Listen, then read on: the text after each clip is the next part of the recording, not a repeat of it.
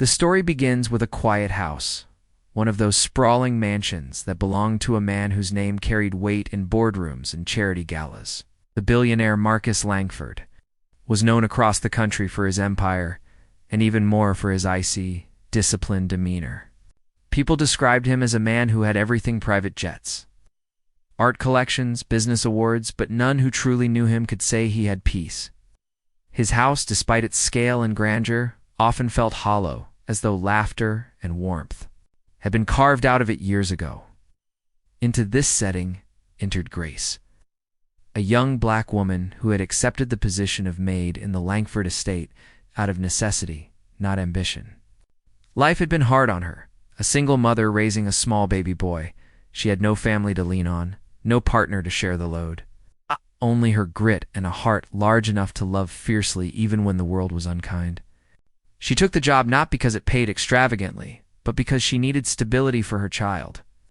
A roof where he would not be cold, food that she could put on the table, and perhaps a chance to build slowly toward something better. Grace's responsibilities in the mansion were heavy, her hours long, her pay modest compared to the fortune her employer lived amidst. Yet she carried out her tasks with quiet dignity. She polished the marble floors, scrubbed counters that would never bear the scars of hunger, and laundered expensive garments she could never afford. All the while, her little boy was never far from her mind. She had been allowed to keep him with her at the estate because of a rare reluctant concession by the house manager. The official reason was that Grace had no one else to leave him with. The unspoken truth was that even the staff could not ignore a mother's plea when survival was at stake. So, while she worked, the baby often lay in a makeshift corner bed, gurgling, cooing, sometimes crying when the loneliness became too much, on the night that would change everything. Grace had worked well past the hour, most staff retired.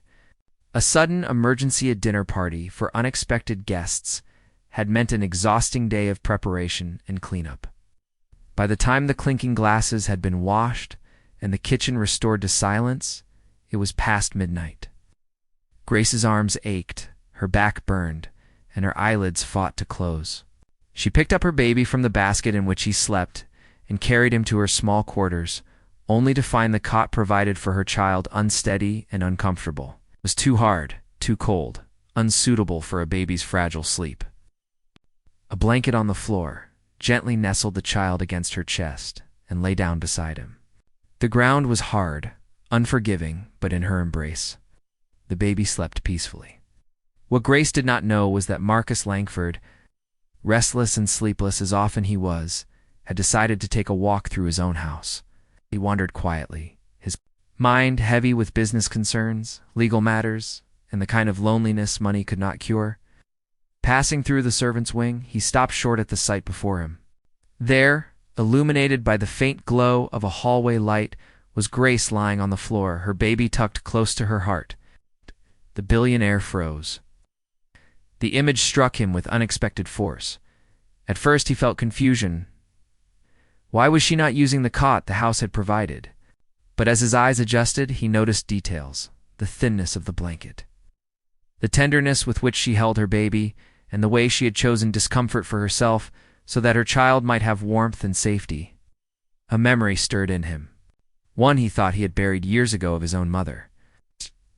Once a maid in another man's house, who had sacrificed every comfort so her son could one day rise. Marcus remembered nights when his mother slept on the floor, refusing the bed so he could use it. That vision collided with what he saw before him, and his chest tightened with something like shame, something like awe. For a long moment, he simply watched. Grace, unaware of his presence, breathed slowly, exhausted but protective, every muscle curled around her infant like a shield.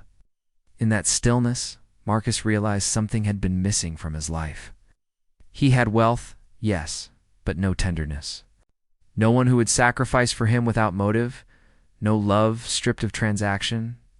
What he witnessed in that humble scene was more powerful than any empire he had built.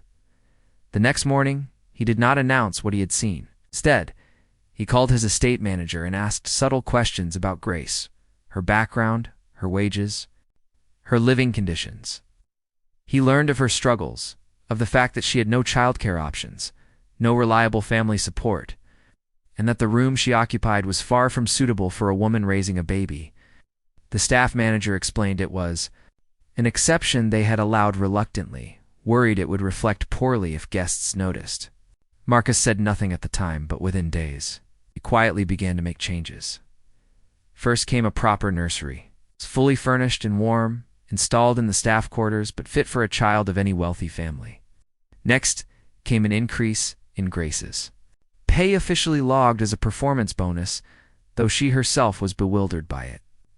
When he saw her surprise, Marcus almost smiled, though he kept his distance. He was not a man used to displays of emotion, nor one who was easily admitted to being moved. Still, he found himself seeking excuses to observe her, to notice the way she sang softly while working, or the patience with which she calmed her child even after long, grueling hours. Slowly, a respect grew into admiration, and admiration into something deeper, though he dared not name it. The pivotal moment came when Grace, finally aware that the billionaire had seen her on that night, confessed her embarrassment. She apologized for sleeping on the floor, explaining with lowered eyes that she could not let her baby suffer discomfort, even if it meant sacrificing her own rest. She expected rebuke, perhaps even dismissal, but instead, Marcus responded with uncharacteristic softness. He told her that what he had seen was not weakness, but strength. That sacrifice, he said, was the purest form of love. His words left her stunned. Her eyes welling with tears she tried to hide. From that day forward, their relationship shifted. Wow. No longer was Grace just another maid lost in the machinery of a billionaire's estate.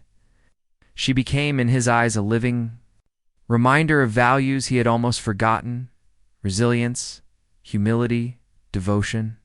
He began to include her in small but meaningful ways, consulting her opinion about the nursery, asking after her baby's health, ensuring her workload did not overwhelm her. Staff whispered, curious at the change in their usually aloof employer, but Marcus did not care. Something inside him had indeed changed. In time, the walls of his loneliness began to crack. Grace, too, learned to see Marcus not just as a distant figure of wealth, but as a man who once knew hardship, who still carried wounds invisible to the eye. Their worlds were far apart, yet in that one moment, when a billionaire saw a maid sleeping on the floor with her child, the distance began to close. What started as an act of sacrifice and exhaustion unfolded into a story of unexpected compassion, transformation, and the reminder that humanity, at its core, is shared across every divide of wealth or status, and so everything truly did change, not in a dramatic announcement, not in sudden romance or fairy tale leaps, but in the quiet recognition that dignity can live in the humblest of moments, and that even the most powerful lives can be redirected by the sight of love lying tenderly on a cold floor